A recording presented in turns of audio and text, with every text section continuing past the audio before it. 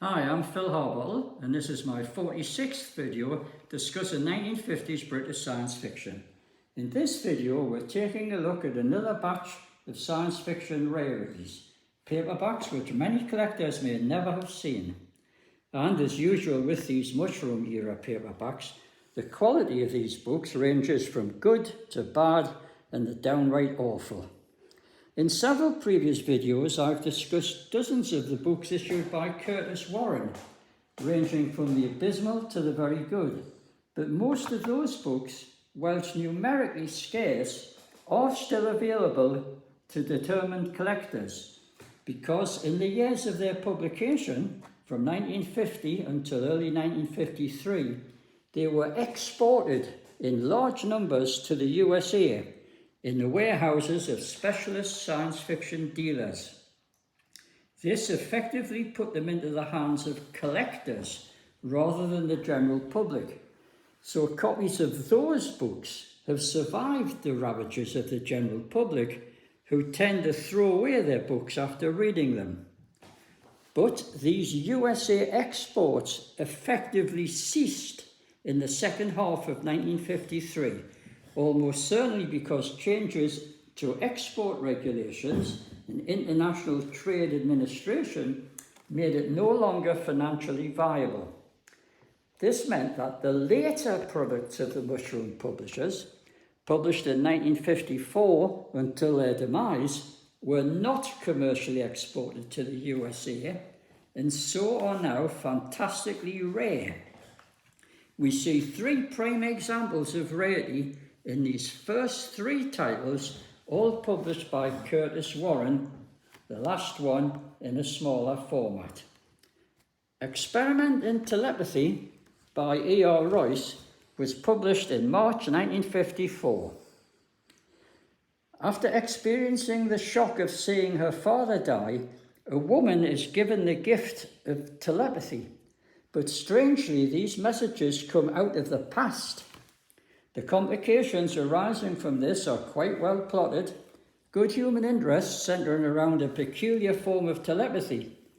Unfortunately, the writing in this book is rather flat. It has a drawn-out quality. It might well have been a first novel, and the author lacked the flair for excitement of experienced storytellers. Now, the same author may have been responsible for these two remaining Curtis books, as they feature the same lead characters, medical doctors Alan Heritage and David Owen. The fantasy element in The Time Drug by Miles Casson, published in October 1954, is a new form of anaesthetic to aid severe surgery that has a weird time slip side effect. Patients disappear after treatment, vanishing into another dimension of time.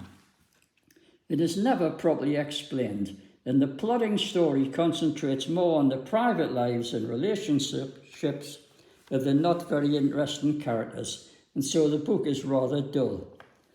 The Seeing Knife by Fenton Crawley, published in November 1954, is a sequel. This time the medical invention is more scientific, electronic surgery using laser technology. But the concentration on the private lives of the characters and flat writing vitiate the science fiction element.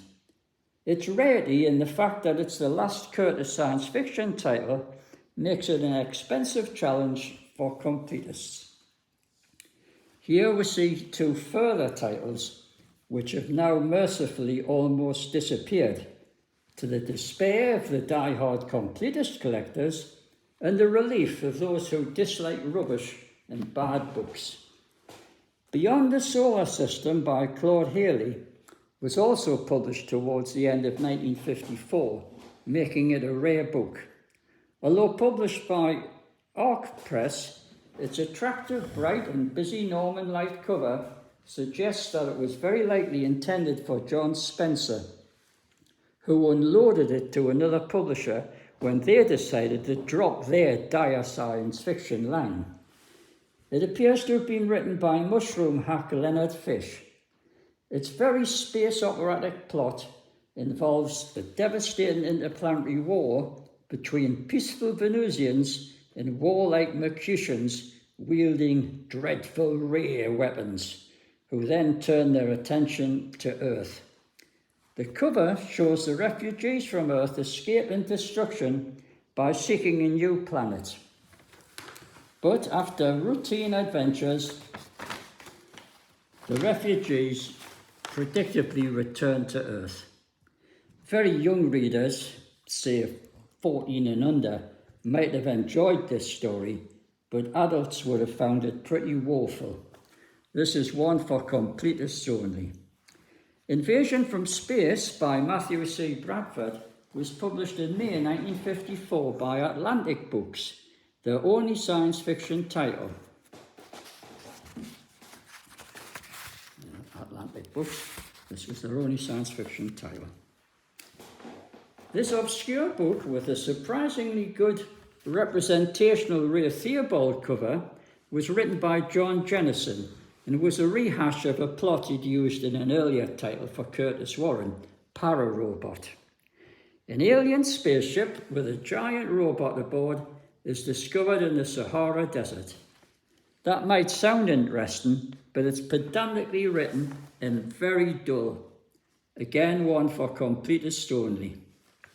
But not all of the earlier 1950 titles are to be found in any appreciable quantity. Several are in fact equally as rare as the foregoing. And why? Well, I believe the main reason was that some of these books were so atrociously written, so offensively mediocre, that anyone reading them at the time of their publication would be so disappointed that they would simply get rid of them. There'd be no incentive to save or collect them.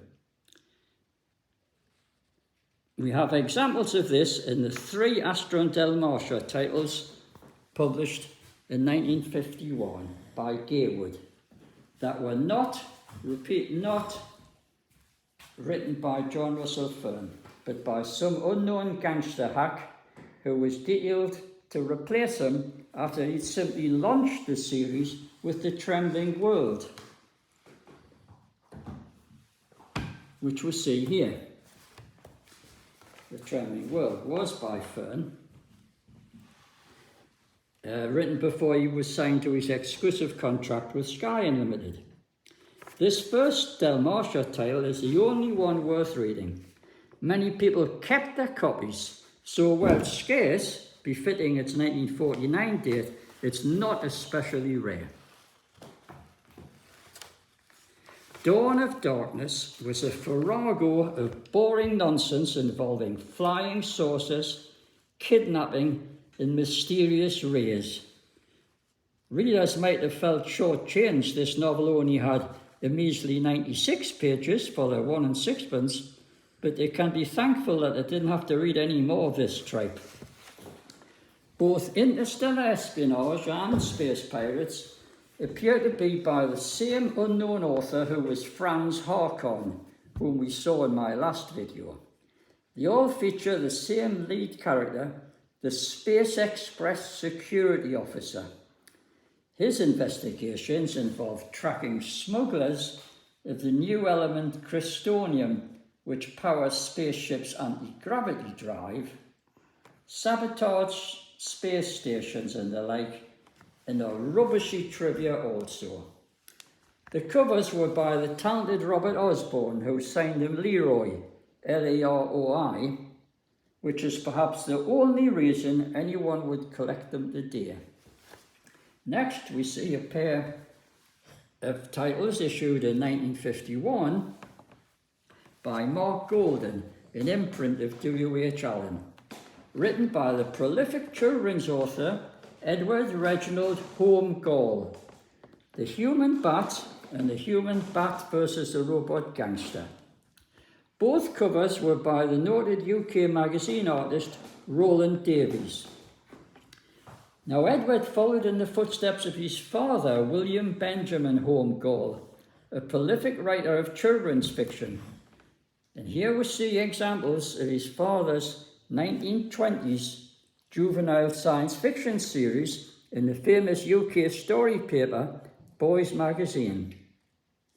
Here we see the opening instalments of the 1925 serial, The Coming Doom.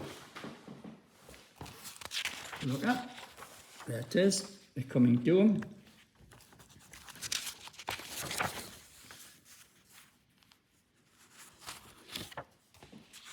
And the next one is a 1926 serial, The Mechanical Monster.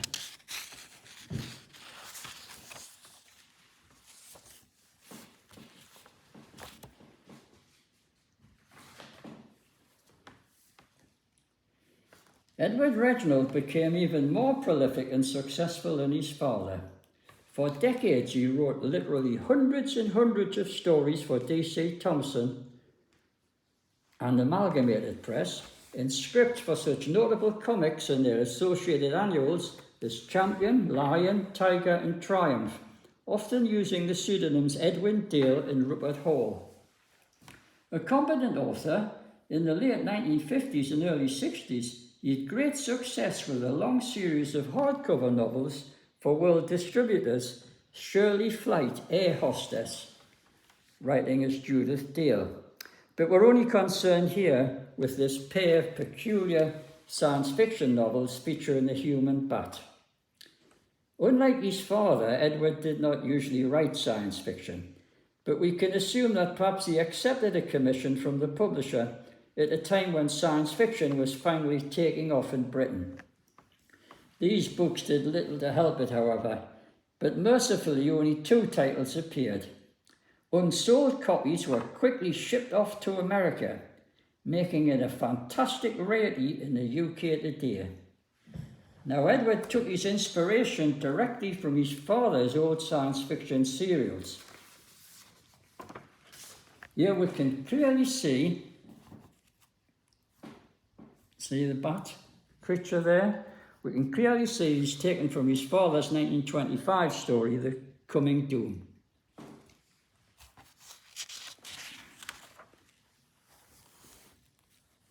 The rather good artist signed his work as Frederick Garnett.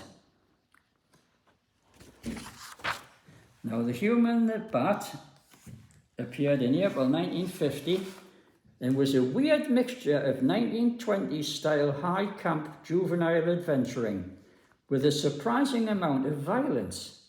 Its hero, the human bat,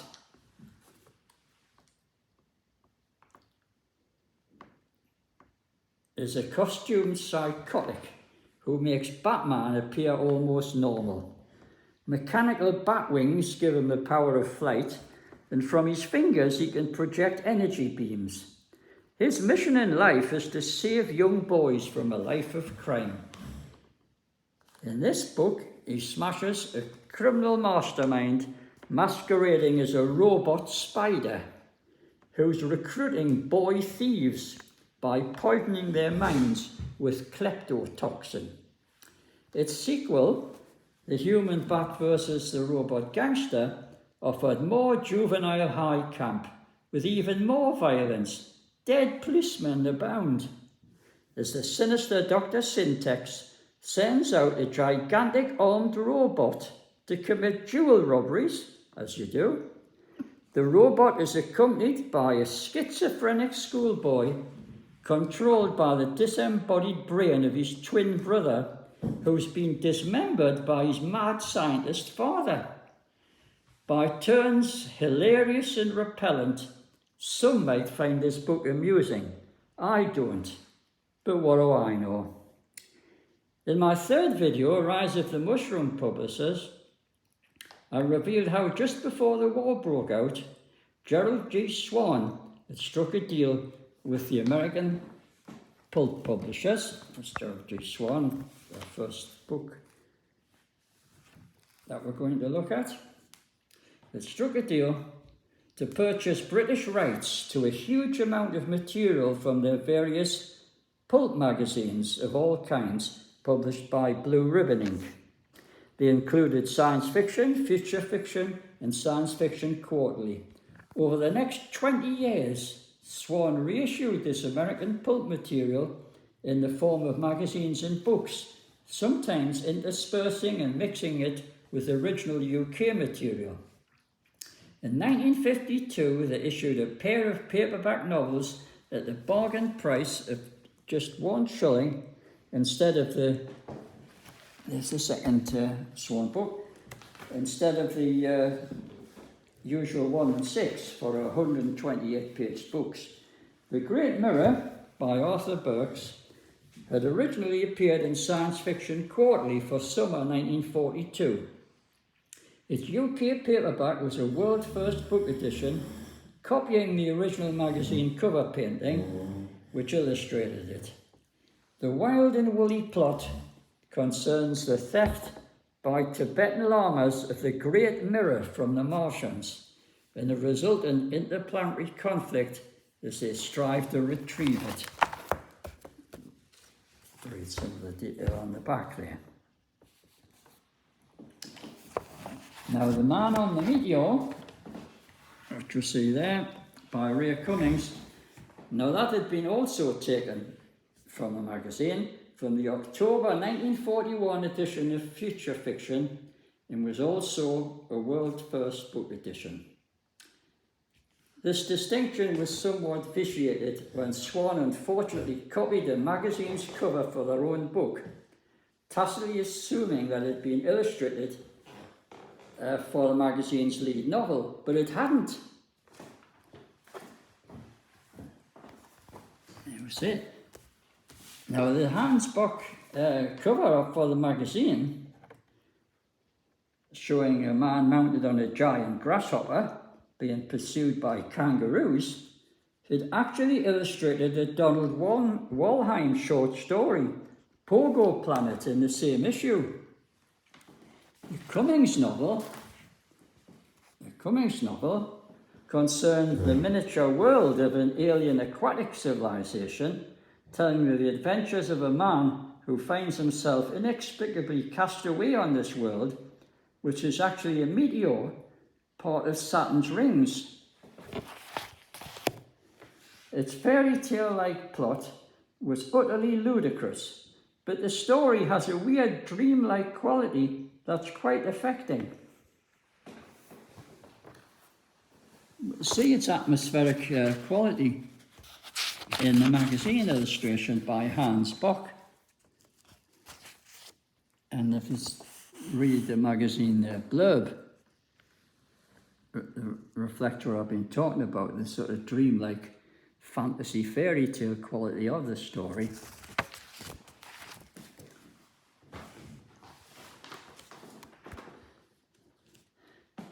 So whilst it's a ridiculous story, it has a weird dreamlike quality that's quite affecting.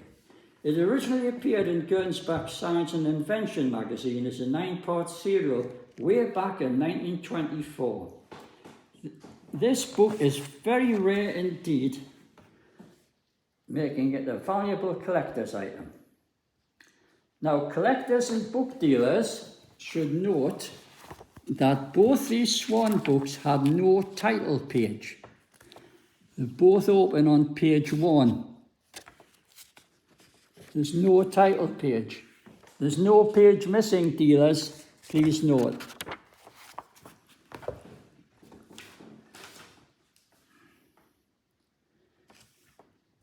Now, Swan's 1954 re-entry into the science fiction magazine field with space fact and fiction was short-lived.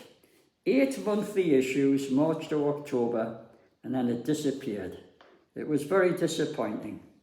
The magazine relied almost totally on stories from Future Fiction, Science Fiction, and Science Fiction Quarterly, originally published in the US back in 1941-42. with the occasional UK original story, although most of those had been bought years earlier and held in Swan's vast inventory. They accumulated stocks of stories as well as stocks of paper. But its production doomed it, a betraying sixpenny price linked it with a comic book. In fact, the publisher advertised their comic books in the magazine, Archie Comics. It looked like a comic book instead of a science fiction magazine.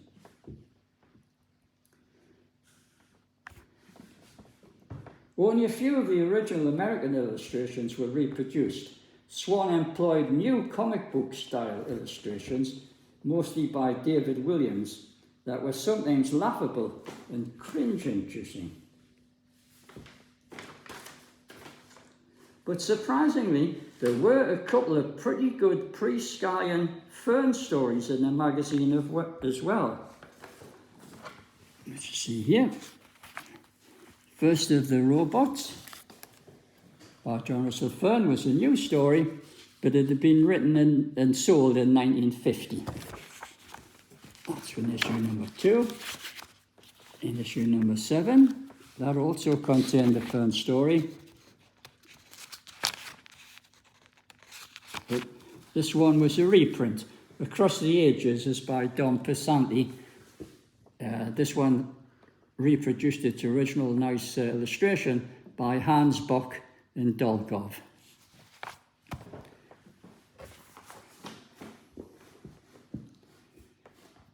Now, unsold copies of these magazines were later sold as a book. They were sold as a book, which we see here. Space Fact and Fiction Album. Swan cunningly removed the covers and shuffled the issues, then sold it as the album, with a new painted cover by David Williams.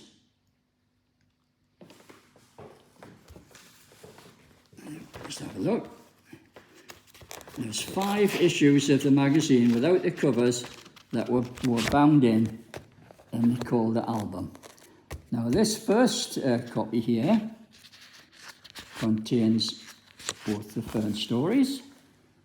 First of the Robots, very good new story. Across the Ages, a very good reprint story.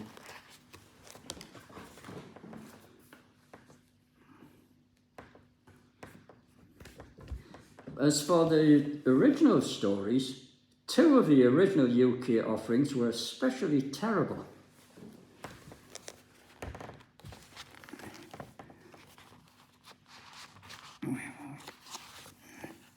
The Black Menace of Xenolius by, what's his name, Reginald Brown, was dreadful. And Forced Landing on Elbarista by Reginald Brown, was also absolutely terrible. But Reginald Brown should not be confused. It was a real name, and he shouldn't be confused with Reginald Brown, spelt with an E, which was a pseudonym of noted children's and thriller writer Edwy Searles Brooks. But collectors should note that each compilation contained only 5 issues. So to use up all the 8 issues, at least 2 variant compilations were issued. But if you have only 1 copy, you could be missing the variant. Obviously, the one with both Fern stories in, which is this one, is the one to aim for. This variant only contains First of the Robots and doesn't have Across the Ages.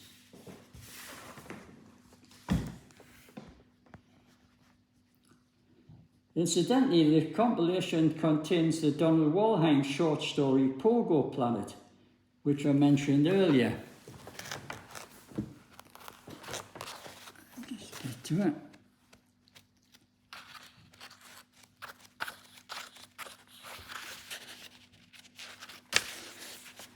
There we see that it's clearly the inspiration for the book Pogo Planet by Donald Walheim.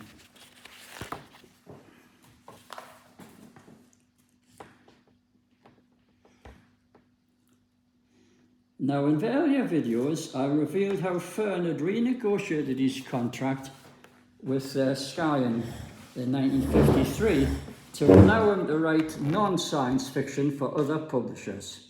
Skyen's editor at the time, Alistair Patterson, was himself moonlighting from Skyen by writing gangster fiction for rivals modern fiction as Blair Johns. As a favour, he introduced Fern to this publisher, securing him a commission to write 2 crime novels.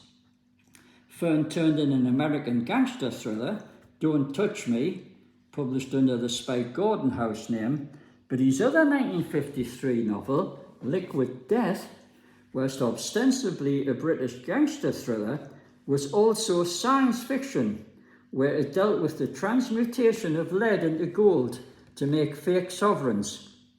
We see it here under the Griff House name with a surprisingly good Ray Theobald cover. A very rare book nowadays, almost impossible to find, most copies having long since been snapped up by American collectors of British gangster books. But the good news is that I've had it reprinted in a new edition by Loom Books. There you can get that online from Amazon. A reprint of Liquid Death, which is virtually impossible to find, is again available in that Loom Books edition.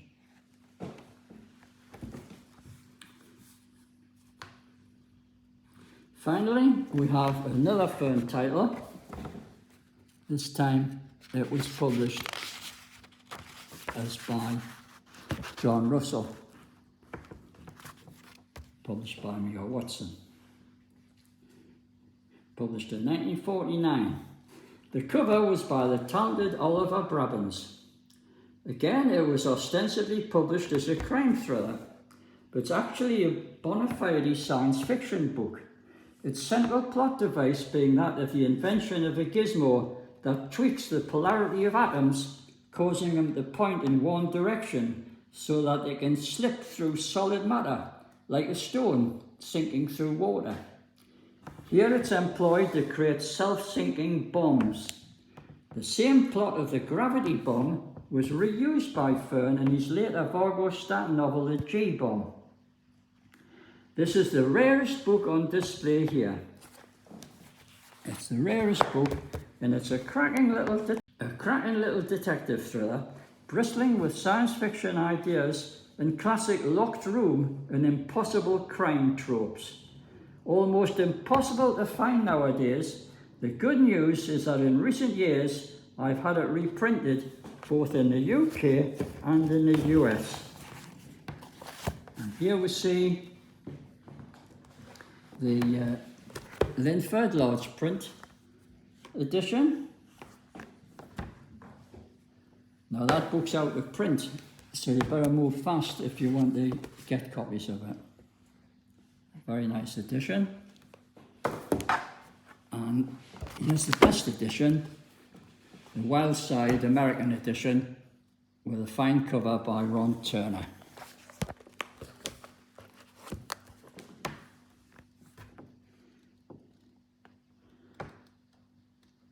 Snap up copies whilst you can.